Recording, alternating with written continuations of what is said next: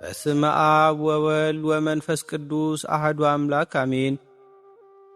ውድ የተከበራችሁ የዚህ መንፈሳዊ መርሃ ግብር ተከታታዮች እንኳን ለጾመ ፍልሰታ 8ኛ ቀንና ለታላቁ ጻድቅ ለአቡነ ኪሮስ ወርሃዊ መታሰቢያ በዓል በሰላምና በጤና አደረሳችሁ አደረሰን። አሁን የምንገኘው በኢትዮጵያ ኦርቶዶክስ ተዋሕዶ ቤተ ክርስቲያን ወጣቶችና ጎልማሶች በአንድ ልብ ሆነው በታላቅ ተመስጦ በሚጾሙት በጾመ ፍልሰታ 8ኛ ቀን ላይ ነው። ነሐሴ በገባ ቁጥር የቤተ ክርስቲያናችን አውደ ምሕረት ይደምቃል። ምእመናን ነጭ የነጠላ ልብሳቸውን ለብሰው እንደ ርግብ መንጋ ወደ አጥቢያ ቤተ ክርስቲያን ሲተሙ ማየት የዘወትር የነሐሴ ትዕይንት ነው። ከቅዳሴው፣ ከመሐሌቱ፣ ከሰዓታቱና ከኪዳኑ የሚሰማው ያማረ ዜማ የቅዱስ ያሬድ ቃና ነፍስን ያስደስታታል። የፍልሰታ ጾም የንስሐ፣ የእንባ፣ የጸሎትና ከእመቤታችን ከቅድስት ድንግል ማርያም ጋር በጥልቅ ፍቅር የምንገናኝበት ወቅት ነው። ዛሬ የዚህ ታላቅ ጾም 8ኛ ቀን ላይ ደርሰናል። ጾሙ እኩሌታውን አልፏል። ሐዋርያት የእመቤታችንን ሥጋ ለማግኘት የጀመሩት ሱባኤ እያየለ ናፍቆታቸው እየጨመረ የመጣበት በጾምና በጸሎት ሰውነታቸውን ቀጥቅጠው ለመንፈሳዊ ራእይ የተዘጋጁበት ጊዜ ነው።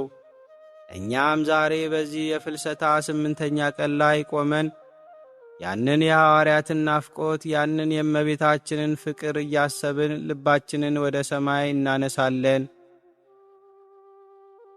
ኦርቶዶክሳውያን የዛሬው ዕለት ድርብ በረከት ያለበት ሲሆን በአንድ በኩል የእመቤታችንን ትንሣኤና ዕርገትን ፍልሰታን እየናፈቅን በጾም ስንጠብቅ፣ በሌላ በኩል ደግሞ የቤተ ክርስቲያናችን ታላቅ ኮከብ የሆኑትን የትሕትናና የትዕግሥት ተምሳሌት የሆኑትን የታላቁን ጻድቅ የአቡነ ኪሮስን ወርሃዊ መታሰቢያ በዓል እናከብራለን። አቡነ ኪሮስና እመቤታችን ቅድስት ድንግል ማርያም በመንፈሳዊ ሕይወታቸው የሚያመሳስላቸው ታላቅ ነገር ቢኖር ትሕትና አንዱ ነው። እመቤታችን የዓለማት ፈጣሪ እናት ሆና ሳለች እነሆኝ የጌታ ባሪያ በማለት ራሷን ዝቅ እንዳደረገች፣ አቡነ ኪሮስም የሮም የቤተ መንግሥት ልዑል የንጉሥ ወንድም በሀብትና በክብር የተንበሸበሹ ሆነው ሳለ ይህንን ሁሉ ምድራዊ ክብር እንደ ጉድፍ ቆጥረው ስለ ክርስቶስ ፍቅር ራሳቸውን ዝቅ አድርገዋል። ስለዚህ ዛሬ የፍልሰታን ጾም እያሰብን የአቡነ ኪሮስን ገድል ስናነብና ስናዳምጥ በውስጣችን ሊፈጠር የሚገባው ስሜት ምድራዊን ነገር ንቆ ሰማያዊን ስለ መናፈቅ ነው። ይህ ጸሎት፣ ይህ የገድል ንባብ ራሳችንን የምንመረምርበት፣ ከኀጢአት እንቅልፍ የምንነቃበትና የጻድቁን በረከት በሕይወታችን የምናስገባበት ታላቅ የጸጋ ጊዜ ነው። ወደ ገድሉ ጥልቅ ንባብና ወደሚያስደንቀው የተአምራቱ ዝርዝር ከመግባታችን በፊት ይህንን እውነት በመንፈስ ዐይናችሁ እንድትስሉት እጠይቃቸዋለሁ። ዘመኑ ጥንት ነው። ስፍራው በጊዜው ዓለምን በኃይል ታንቀጠቅጥ የነበረችው የሮም ግዛት ሮሜ ቤተ መንግሥት ነው። በዚያ ቤተ መንግሥት ውስጥ ወርቅና ብር፣ ሐርና ጌጣጌጥ፣ ሰራዊትና ሹማምንት ሞልተዋል። አቡነ ኪሮስ የዚህ ሁሉ ክብር ወራሽ የንጉሥ ቴዎዶስዮስ ወንድም ነበሩ። ምድራዊው ደስታ ሁሉ በእጃቸው ነበር። ማዘዝ፣ መሾም፣ መሻር ይችሉ ነበር። ነገር ግን በመንፈስ ቅዱስ የተቃኘው ልባቸው በዚህ ምድራዊ ጌጥ አልረካም። ኦርቶዶክሳውያን እስቲ አስቡት። ዛሬ እኛ ለትንሽ ሥልጣን፣ ለትንሽ ገንዘብ ስንል ስንቱን እናጠፋለን፣ ስንቱን እንበድላለን። አቡነ ኪሮስ ግን ያንን የዓለም ጫፍ የሆነውን የሮምን ቤተ መንግሥት ንቀው ተዉት። ከሐር ልብስ ይልቅ የበረሃውን ሻካራ ልብስ መረጡ። ከቤተ መንግሥት ግብዣ ይልቅ የጾምን ረሃብና ጥም ወደዱ። ከሰራዊት አጀብ ይልቅ በብሕትውና ከአራዊት ጋር መኖርን አፈቀሩ። ይህንን ያደረጉት ለምንድን ነው? ምክንያቱም በልባቸው ውስጥ አንድ ታላቅ ብርሃን በርቶ ነበር። የክርስቶስ ፍቅር አቃጥሏቸዋል። የዚህ ዓለም ክብር አላፊና ጠፊ መሆኑን፣ እውነተኛው ዘላለማዊው ክብር ያለው በሰማይ መሆኑን በሚገባ ተረድተው ነበር። ኦርቶዶክሳውያን ገድል ማለት የድል አክሊል ነው። ቅዱሳን ዲያብሎስን፣ ዓለምንና የራሳቸውን ሥጋዊ ፍላጎት እንዴት እንዳሸነፉ የሚያሳይ የድል ዜና ነው። መንፈሳዊ መስታወት ነው።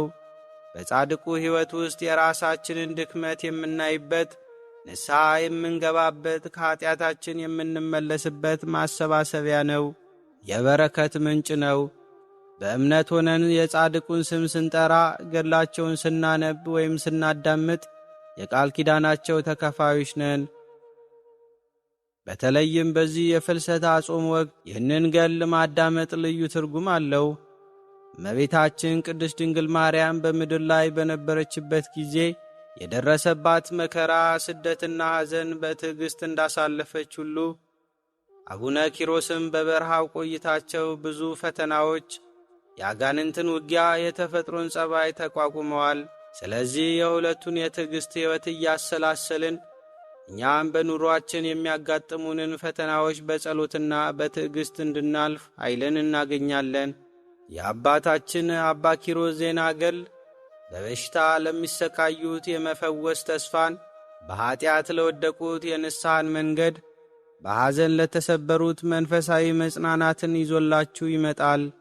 አሁን ባላችሁበት ስፍራ ሆናችሁ እመቤታችን ቅድስት ድንግል ማርያምን በልባችሁ አስቡ። ድንግል ሆይ በጾምሽ፣ በጸሎትሽ፣ በፍልሰታሽ በረከት አስቢን በሉ። በመቀጠልም ታላቁን አባት አቡነ ኪሮስን ጻድቁ አባታችን ሆይ ከተሰጡት ቃል ኪዳን ከተጋድሎ በረከት ያካፍሉን ብላችሁ ጠይቁ። የእግዚአብሔር ቸርነት፣ የእመቤታችን የቅድስት ድንግል ማርያም አማላጅነት፣ የጻድቁ የአቡነ ኪሮስ ጸሎትና በረከት ከሁላችን ጋር ይሁን እያልን የጻድቁ አቡነ ኪሮስ የነሐሴ ወር ገድልና ተአምር ንባብ እናሰማለን። እግዚአብሔር የሚቀበለው ድንግል ማርያም የምትወደው ጸሎት ያድርግልን። መልካም መንፈሳዊ ቆይታ ለሁላችንም ይሁን። አንድ አምላክ በሚሆን በአብ በወልድ በመንፈስ ቅዱስ ስም አምነን በእግዚአብሔር አጋዥነት ብፁዕና ቅዱስ የሚሆን የአባ ኪሮስን ገድል ማንበብ እንጀምራለን። ጸሎቱና በረከቱ ከሁላችን ከሕዝበ ክርስቲያን ጋር ለዘላለሙ ይሁን አሜን። በሮም ሀገር እግዚአብሔርን የሚፈራ ስሙ ዮናኒ የሚባል አንድ ሰው ነበረ። በአባቱ ዙፋን ተቀመጠ፣ ድንቅ ሥራንም ሠራ። አባቱ ከሠራው ሥራም ምንም አላጐደለም። 60 ዓመት ኖረ። ስሙ አብያ የሚባል ልጅም ወለደ፣ በክብርም አረፈ። አብያም በአባቱ ዙፋን ነገሠ። አባቱ ከሠራው መልካም ሥራ አንድም ስንኳን አላጐደለም። የሚስቱም ስሟ ሜናሴር ይባል ነበር። 30 ዓመትም መካን ሆና ኖረች። ልጅ ይሰጣቸው ዘንድ ወደ እግዚአብሔር ጸለዩ። ሜናሴርም ጸነሰች፣ 2 ልጆችም ወለደች። ታላቁን ቴዎዶሲዮስ፣ ታናሹን ዲላሶር አለችው። በመልካም አስተዳደግ አሳደጓቸው። ከዚህ በኋላ አባታቸው አብያ በክብር አረፈ። ቴዎዶሲዮስም በአባቱ በአብያ ዙፋን ነገሠ። ከ3 ዓመት በኋላ ዲላሶር ቴዎዶሲዮስን ከአባቴ ገንዘብ ድርሻዬን ስጠኝ አለው። ቴዎዶሲዮስም ወንድሜ ሆይ እኔ የሆነው ሁሉ ያንተ ነው፣ ያንተም የኔ ነው። ከኔ በታች የፈቀድከውን የሚከለክል ማን ነው አለው። ልጅ ስለሆንክ ግን ፈጽሜ ከፍዬ አልሰጥህም አለው። በዚህም ምክንያት እርስ በርሳቸው ተጣሉ። ዲላሶርም በሌሊት ተነስቶ ተሸሽጎ ወጥቶ አድርስ ወደሚባል ተራራ ሄደ። በዚያም ትንሽ ዋሻ አግኝቶ እስከ 10 ቀን በውስጧ ተቀመጠ። መንፈስ ቅዱስም ኪሮስ ሆይ ብሎ ጠርቶ ለብዙዎች አባት ትሆናለህ፣ በቃልህም እንክርዳድ ኀጢአት ይነቀላል፣ ጽድቅ ስንዴ ያፈራል። አሁንም ከዚህ ተነስተ ወደፊት የአንድ ቀን ጎዳና ሂድ፣ በዚያም ባህታዊ መነኩሴ ታገኛለህ፣ ከእርሱም የምንኩስናን ልብስ ትለብሳለህ አለው። ይህንን ብሎት ከእርሱ ተሰወረ። በማግስቱም አባታችን ኪሮስ ተነስቶ መንፈስ ቅዱስ እንዳዘዘው አደረገ። ታላላቅ ድንጋዮችንም አግኝቶ ወደ ውስጣቸው ገባ። በዚህም ትንሽ ዋሻ አገኘ። የራስ ጸጉሩ ከእግሩ የደረሰ ፈጽሞ ግርማው የሚያስፈራ ገዳማዊ ሰው ከዚያች በዓት ወጣ። ያም ገዳማዊ ሰው ኪሮስ መነኩሴ ልትሆን ከዚህ መጣህን እያለ ጠራው። አባታችንም ኪሮስ ግርማውን አደነቀ። ወደ እርሱም ቀርቦ ተባረከ። ከእርሱም ጋር 3 ቀን ቆየ። ከዚህ በኋላ ኪሮስ ሆይ እንደ እኔ መነኩሴ ልትሆን ትፈቅዳለህን? አለው። አባታችን ኪሮስ አዎ አባቴ ፈጽሜ እወዳለሁ አለው። አባ በብኑዳም ከዚህ ቆየኝ ብሎ ትንሽ ደመና ጠቀሰ። ወደ እርሱም መጣች። በላዩዋ ተቀምጦ ወደ አስቄጥስ ገዳም ወደ አባ ተርዋ ሄደ። በዚህም ቅዱስ የሆነ ልብሰ ምንኩስናን ከአበምኔቱ አባ ተርዋ ተቀበለ። ከዚህ በኋላ በደመና ተጭኖ አባታችን አባ ኪሮስ ካለበት ከበዓቱ ደረሰ። ከደመናውም ወረደ። አባታችን አባ ኪሮስም ባየው ጊዜ እጅ ነስቶ በክብር ተቀበለው። ከዚህ በኋላ ያን ቅዱስ የሆነ የምንኩስና ልብስ አለበሰው። ለአባ በብኑዳ ሰርክ የመላእክት አለቃ ቅዱስ ሚካኤል ሰማያዊ ኅብስትንና ሰማያዊ መጠጥ ዘወትር ያመጣለት ነበር። አባታችን አባ ኪሮስም ለአባቱ በብኑዳ እየታዘዘ 40 ቀን ቆየ። ከዚህ በኋላ ከዕለታት አንድ ቀን አንድ የገዳም ሰው ወደ አባ በብኑዳ መጥቶ እጅ ነሳው። እስከ ሰርክም ከእርሱ ጋር ቆየ። አባ በብኑዳም አባ ከወዴት ነው የመጣኸው? አለው። የአስቄጥስ ከምትሆን ከደብረ ቶና ነው አለው። አባ በብኑዳም ከአስቄጥስ መጣው ስላለው ፈጽሞ ወደደው። ያም እንግዳ መነኩሴ የአባ በብኑዳን ማደሪያ አየ።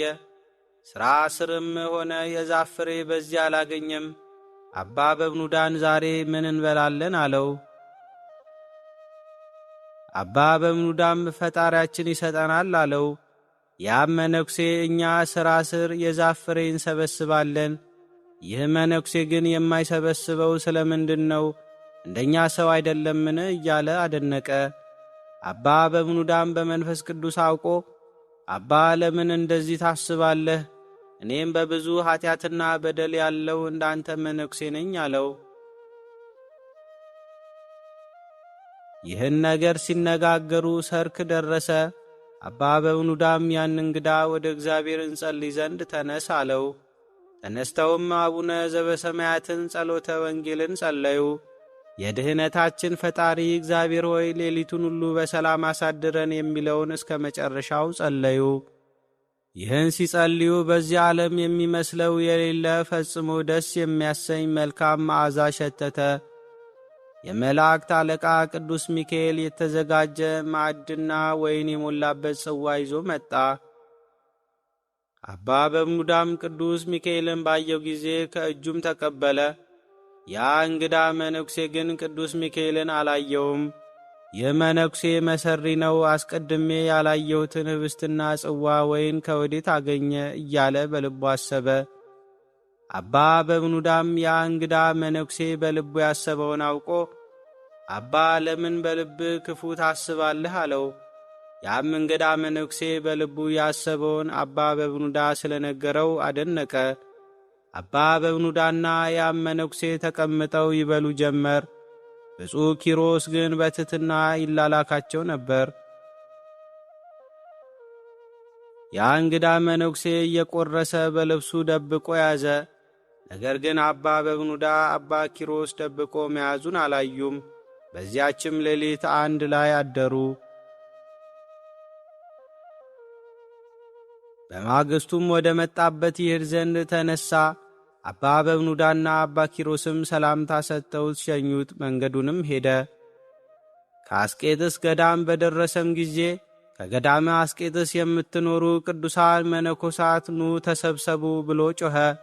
መነኮሳቱም ሁሉ ወደ እርሱ ተሰበሰቡ። ያን ከአባ በብኑዳ ሸሽጎ ያመጣውን በረድ የሚመስል ሰማያዊ ኅብስት አሳያቸው። እነርሱም ከእጁ ተቀብለው ከወዴት አገኘኸው? አሉት። በዮርዳኖስ በረሃ ውስጥ አንዲት ዋሻ አለች። በውስጧም በብኑዳ የሚባል አንድ መሰሪ ሰው አለ። ይዛችሁ ታመጡት ዘንድ ኑ፣ ተከተሉኝ፣ ወደዚያ ልውሰዳችሁ አላቸው። ይህን ሲነጋገሩ የመላእክት አለቃ ቅዱስ ሚካኤል መጥቶ ያችን የኅብስት ቁራሽ ከእጃቸው ነጥቆ ወደ ሰማይ አሳረጋት። በአብ በወልድ በመንፈስ ቅዱስ ፊትም ሰገደ። እግዚአብሔር ቅዱስ ሚካኤልን መልካም አገልጋዬ የተቀደሰውን ለውሻ በመስጠቱ በብኑዳ ክፉ አደረገ አለው። ስለዚህም በአንበሳ አፍ ይሞታል። ይህችም በረከት ከእርሱ ትከለከላለች። ይህችንም ኅብስት እስከ ዕለተ ሞቱ ምግብ ትሆነው ዘንድ በበረሃ ለሚኖር ስሙ ፊልሞና ለሚባል መነኩሴ ስጠው አለው። ቅዱስ ሚካኤልም እግዚአብሔር እንዳዘዘው አደረገ። እነዚያም ቅዱሳን መነኮሳት ደንግጠው ያም መነኩሴ እኛን በእርሱ ላይ መምህርና ፈራጅ አድርጎ የሾመን ማን ነው? እኛን ምን ገዶን? አሉት። ያም መነኩሴ ይህን የቅዱሳን ቃል ከሰማ በኋላ ፈጽሞ አዘነ። ወደ ማደሪያውም ሄዶ ታንቆ ሞተ። በማግስቱም እንግዳ አስተናጋጁ መነኩሴ መሞቱን አይቶ ለቅዱሳን መነኮሳት ነገራቸው። ቅዱሳን መነኮሳትም በሰሙ ጊዜ ይህ መነኩሴ የእግዚአብሔር ወገን አይደለም አሉ። በመነኮሳትም ቦታ ይቀበር ዘንድ አግባብ አይደለም ብለው ከገዳማቸው ውጭ ቀበሩት። ነፍሱንም መላእክተ ጽልመት ወሰዷት። ከዚያን ጊዜ ጀምሮ ሰማያዊ ኅብስት ከአባ በብኑዳ ተከለከለ። ምን እህል ሳይቀምስ 3 ቀን ቆየ። ከዚህ በኋላ ምርር ብሎ አልቅሶ ልጁ ኪሮስን ልጄ ሆይ ሰይጣን ወደ ማደሪያችን ገባን፣ ይህን ያገኘን ነገር ምንድነው? አለው። ቅዱስ ኪሮስም አባቴ ያ መነኩሴ ወደ በዓት ገብቶ ከአንተ ጋር ተቀምጦ ከተመገበ በኋላ ሰማያዊ ኅብስት ከእኛ እንደወሰደ አላወክምን? አለው። ከዚህ በኋላ አባ በብኑዳም አዝኖ የእግዚአብሔር ፈቃድ ይሁን አለ። እነርሱም እስከ 10 ቀን ድረስ እህል ሳይቀምሱ ፈጽመው እያዘኑ ቆዩ። ከዚህ በኋላ አባታችን አባ ኪሮስ ዘወትር ፍራፍሬ እየሰበሰበ በየሀገሩም እየሄደ ቁራሽ እየለመነ ወደ ማደሪያቸው ይመለስ ጀመረ። አባ በብኑዳ ግን በመዓልትም በሌሊትም ከባቱ አይወጣም ነበር። ዘወትር ለጸሎት ይቆም ነበር፣ እንደ መንኰራኩርም ይሰግዳል። በእንዲህ ያለ ገድ ብዙ ዘመን ኖረ። ከዕለታት አንድ ቀን አባ ኪሮስ ምግብ ፍለጋ ወደ ሀገር ሄደ። የኬልቄዶን ንጉሥ ሞቶ የሀገሩ ሁሉ ሕዝብ መብራት አብርተው ድባብ ዘርግተው አስክሬኑን ከበው ጋሻ ጦራቸውን ይዘው ፈረሶቻቸውን እየሳቡ ሙሾ እያወጡ ሲያለቅሱ አገኘ። ካህናቱም ማዕጠንት ይዘው ከፊት በኋላ ሲዘምሩ አየ። አባ ኪሮስም የሆነውን ጠይቆ ይረዳ ዘንድ ቀረበ። አንዱን ሰው ይህ የማየው ነገር ምንድነው ብሎ ጠየቀው። ያም ሰው ኬልቄዶን ንጉሥ ስለ ሞተ እነዚህ የምታያቸውም አልቃሾች ናቸው አለው። አባ ኪሮስም ለሞተ ሰው እንዲህ ያደርጋሉን? እኔስ ንጉሥ ለልጁ ሰርግ ያደረገ መስሎኝ ነበር አለ። አባ ኪሮስም ይህን እያደነቀ ከየሀገሩ ጥራጥሬ ሰብስቦ አባ በብኑዳ ወዳለበት ወደ በዓቱ ተመለሰ። አባ በብኑዳን አንበሳ ሲበላው አጽሙም በመሬት ተበትኖ አገኘው። አባ ኪሮስም ፈጽሞ እያለቀሰ አጽሙን ሰብስቦ በበዓቱ ቀበረው። ወደ ውጭ ወጥቶ ምርር ብሎ እያለቀሰ አቤቱ ጌታዬ ሆይ ለምን እንዲህ ታደርጋለህ? ፍርድ መልካም አልሆነም። በመንግሥት በመብል በመጠጥ በደስታ የኖሩትን በክብር እንዲቀበሩ ታደርጋለህ።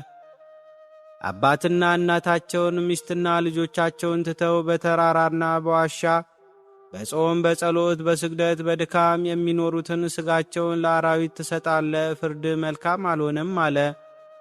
ያንተን ፍርድ ሳላውቅ እንዳልነሣ በሕያው ስምም እያለሁ ብሎ በደረቱ መሬት ላይ ተኛ። በደረቱ እንደ ተኛ 3 ቀን ቆየ።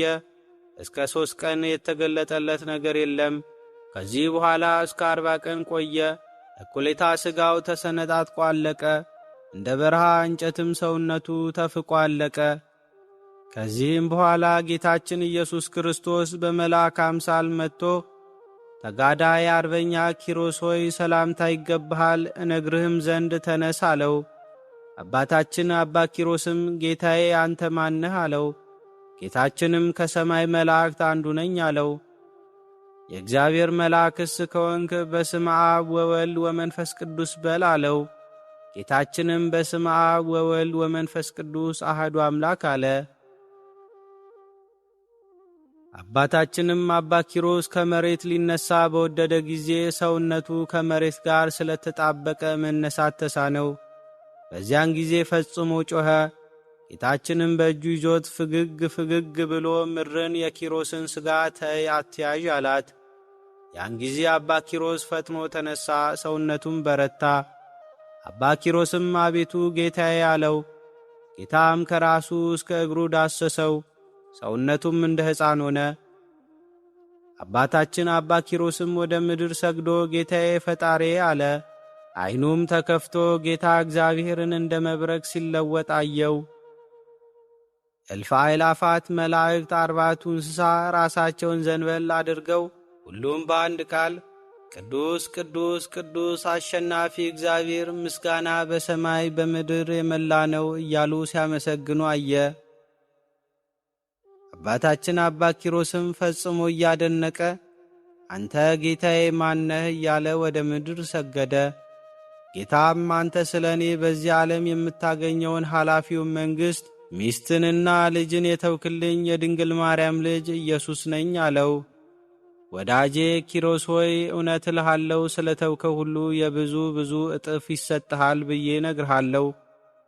እንዳንተ ትዕግሥትን ገንዘብ ያደረገ በምድር ላይ አላገኘሁም አለው። ሥራው እሪያ ለሆነ ከምድያም ለመጣ ለዚያ መጻተኛ መነኩሴ የተቀደሰውን ኅብስት ለምን ሰጣችሁ? ስለዚህ ነገር በፊቴ እንዳይወቃቀስ የበብኑዳን ሥጋ አንበሳ ይበላው ዘንድ ሰጠሁ አለው። ለሁሉም እንደ ሥራው ይከፍለዋል። በዚህ ዓለም ፈጣሪው የገሰጸው ሰው ንዑድ ክቡር ነው ያለውን አልሰማህምን? አለው። ከዚህ በኋላ አባታችን አባ ኪሮስ ጌታዬ ፈጣሬ ፍርድ ቅን ነው አለው። የአባታችን የአቡነ ኪሮስ ጸሎቱና በረከቱ ከሁላችን ከሕዝበ ክርስቲያን ጋር ይሁን ለዘላለሙ አሜን። ገዳማዊ ማር ቅዱስና ክቡር የሚሆን አባታችን አባ ኪሮስ ያደረገው ተአምር ይህ ነው። ጸሎቱና በረከቱ ከሁላችን ከሕዝበ ክርስቲያን ጋር ይሁን ለዘላለሙ አሜን። በአንዲት አገር አንዲት ሴት ነበረች። ከዕለታት በአንድ ቀን በፈጣሪው ኃይል ተአምር የሚያደርግ አባ ኪሮስ የበዓሉ ዕለት በደረሰ ጊዜ ለበዓሉ ሊያደርግ የሚገባውን አዘጋጀች። ከዚህ በኋላ በመምረጊያው መርጋ ጠዋት ሲነጋ ጋኑን ከፈተችው። እንጀራን ሰርታ በጋን ውስጥ አድርጋ በላዩም ውሃን ሞላች። ያችም ሴት ወዮልኝ ወዮታ አለብኝ እያለች ጮኸች። ከጎረቤቶቿ አንዲት ሴት ጩኸቷን ሰምታ እየሮጠች ብትመጣ ራሷን ዘንበል አድርጋ አዝና አገኘቻት። ምን ሆንሽ ብላ ብትጠይቃት ከመጀመሪያ አንስታ እስከ መጨረሻ የሆነውን ሁሉ ነገረቻት። ያን ጊዜ የአገሩ ሰዎች መጡ። ያችን የምትሰርቀውን ሴትዮ አይተዋት በአንድነት ክቡር አባታችን ሆይ አቤቱ ይህችን ሴት ይቅር በላት፣ ኀጢአቷንም ደምስስላት አሉ። በዚያን ጊዜ የታሰረች እጇን ተፈታ ወጣች። ይቅርም ባይ ክቡር የሚሆን የአባ ኪሮስን ተአምርንና ኃይሉን የአገሩ ሰዎች ሁሉ አይተው ፈጽመው አደነቁ። የአቡነ ኪሮስ ጸሎቱና በረከቱ ከሁላችን ከሕዝበ ክርስቲያን ጋር ይሁን ለዘላለሙ አሜን። ውድ ክርስቶሳውያን፣ ይህንን መንፈሳዊ ማዕድና ጸሎት እስከዚህ ሰዓት ድረስ አብራችሁን ስለተካፈላችሁ እግዚአብሔር አምላክ አብዝቶ ይባርካችሁ፣ የልባችሁንም መሻት በጎ የሆነውን ሁሉ ይፈጽምላችሁ። ይህን የሱባኤ የንስሐና የበረከት ጊዜ የሆነውን ጾመ ፍልሰታን አንድ ብሎ በሰላም ያስጀመረን ልዑል አምላክ ጾሙን የበረከት የፍቅርና የምሕረት ጾም አድርጎልን በሰላም በጤናና በደስታ እንድንጨርስ ቅዱስ ፈቃዱ ይሁንልን።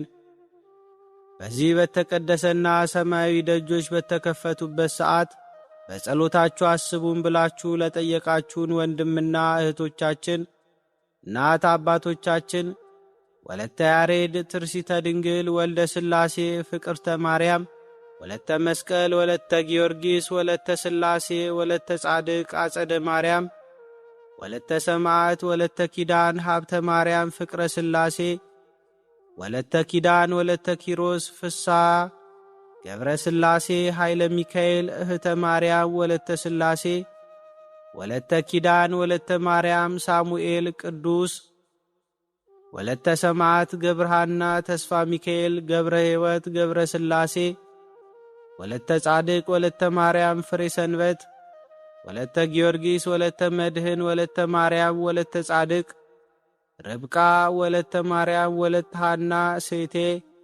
አስካለ ማርያም ወለተ ሚካኤል አመተ መድህን እህተ ሚካኤል ወለተ ማርያም ኃይለ ኢየሱስ ወለተ ሰማያት ኃይለ ማርያም ወለተ ጽርሐ ጽዮን ወለተ መድህን ወለተ ሰማያት ወለተ ብርሃን ወለተ ኢየሱስ ወለተ ሕይወት ሰሊና ወለተ ትንሣኤ ሕዮና ንግሥቲ አዜብ ፍቅረ ማርያም ስህነ ማርያም አጸደ ማርያም ሐና ማርያም ጽጌ ማርያም ገብረ ሥላሴ ክንፈ ሚካኤል ኃይለ ኢየሱስ ገብረ ኪዳን ገብረ ሥላሴ ፈቃደ ሥላሴ ኃይለ ኢየሱስ ኃይለ ማርያም ወለተ ሥላሴ ሳህለ ማርያም ወለተ ሥላሴ ሰብለ ማርያም ስርጉተ ሥላሴ ወልደ ተስፋ ሕይወት ወለተ አብርሃም ፍረወይኒ ብርሃነ መስቀል ኤልዛቤት አስቴር ወለተ ገነት ሳሙኤል ብርሃነ መስቀል ፍረወይኒ ወለተ አርሴማ ወለተ ሳራ ሊዲያ ወልደ አቤል ወልደ ሳሙኤል ወልደ ብሩክ ወልደ በረከት ወልደ ሚልኪያስ ወልደ ኤርምያስ ገብረ ሥላሴ ወለተ መድህንና ገብረ መድህን እህተ ማርያም ወለተ ቂርቆስ ወለተ ሐና ገብረ እግዚአብሔር ገብረ ሥላሴ ገብረ ማርያም ወልደ ሥላሴ ወለተ ማርያም ወለተ ሚካኤል ኢዛና ሰላማዊት ረይሽናን ወልደ ሰንበት ጽጌ ማርያም ወለተ ማርያም ገብረ ማርያም ወልደ ገብርኤል ወለተ ገብርኤል ገብረ ቂርቆስ ዕድላዊት ኢዛና ሰላማዊት ረይሽናን ወልደ ሰንበት ጽጌ ማርያም ወለተ ማርያም ገብረ ማርያም ወልደ ገብርኤል ወለተ ገብርኤል ገብረ ቂርቆስ ዕድላዊት ሁላችሁንም እግዚአብሔር ያስባችሁ ከነ ቤተሰባችሁ በሕይወት በጤና ያቆያችሁ። ዕድሜ ዘመናችሁ ይባረክ። ሥራችሁን የሰመረ ቀናችሁ ያማረ ኑሯችሁ የከበረ ጸሎታችሁንም የተሰማ ያደርግላችሁ። ልዑል እግዚአብሔር ከኀጢአት በቀር የልባችሁን መሻት ሁሉ ይፈጽምላችሁ። አሜን። እንዲሁም ከዚህ ዓለም ድካም በሥጋ ተለይተው ያረፉትን ወገኖቻችንን ወለተ ጽዮን ወልደ ሰማያት ወለተ ሥላሴ ገብረ ሥላሴ ኢዮብ ወለተ ማርያም ሳህለ ማርያም ኃይለ ጊዮርጊስ በለጠ ወለተ ሐና እግዚአብሔር አምላክ ይማርልን። የክብር ባለቤት የሆነው ጌታ ነፍሳቸውን በአብርሃም በይስሐቅና በያዕቆብ አጠገብ ቅዱሳንና ጻድቃን በሚያርፉበት መከራና እንባ በሌለበት በአጸደ ነፍስ በገነት በመንግሥተ ሰማያት በክብር ያሳርፍልን። በመጨረሻም ይህን ዕለት ይህን ሰዓት ለሰጠን ለዚህ ሁሉ ጸጋ ላበቃን ለሰራዊት ጌታ ለዓለማት ፈጣሪ ለሕይወታችን መሠረት ለሆነው መሐሪና ይቅርባይ ለሆነው አምላካችን ማለቂያ የሌለው ክብርና ምስጋና አምልኮና ውዳሴ ከምድር እስከ አርያም ይሁን፣ አሜን። የዓለም መድኃኒት ለወለደችልን የፍጥረት ሁሉ መመኪያ አማላጃችን መጽናኛችን እና የጸጋ ሁሉ መገኛ ለሆነችው ለንጽሕተ ንጹሐን ለቅድስተ ቅዱሳን እናታችን ከፍ ያለ ምስጋና ይድረሳት። የእናትነት ፍቅሯ ጣዕሟና በረከቷ ከሁላችን ጋር ይሁን፣ አሜን። ዘወትር ስለ እኛ ለሚማልዱ ከክፉ ነገር ሁሉ ለሚጠብቁን የእግዚአብሔርን ዙፋን ለሚያጥኑ የብርሃን ተላላኪዎች ለቅዱስ ሚካኤል፣ ለቅዱስ ገብርኤል፣ ለቅዱስ ሩፋኤል፣ ለቅዱስ ኡራኤልና ለአእላፍ ቅዱሳን መላእክት ሁሉ ክብርና ምስጋና ይሁን። ጥበቃቸው ዘወትር አይለየን፣ አሜን። ስለ እውነት ብለው ደማቸውን ላፈሰሱ አጥንታቸውን ለከሰከሱ ሰማዕታት ወንጌልን ላደረሱልን ሐዋርያት ስለ እግዚአብሔር ፍቅር ብለው ዓለምን ለናቁ ጻድቃን ቅዱሳን ሰማዕታት ሁሉ ምስጋና ይሁን። ጸሎታቸውና ምልጃቸው ለሀገራችን ሰላምን ለሕዝባችን ፍቅርን ያምጣልን፣ አሜን። እግዚአብሔር አምላክ የሁላችንንም ጸሎት በያለንበት ይቀበለን። ቸር ያሰማን፣ ቸር ያቆየን፣ አሜን።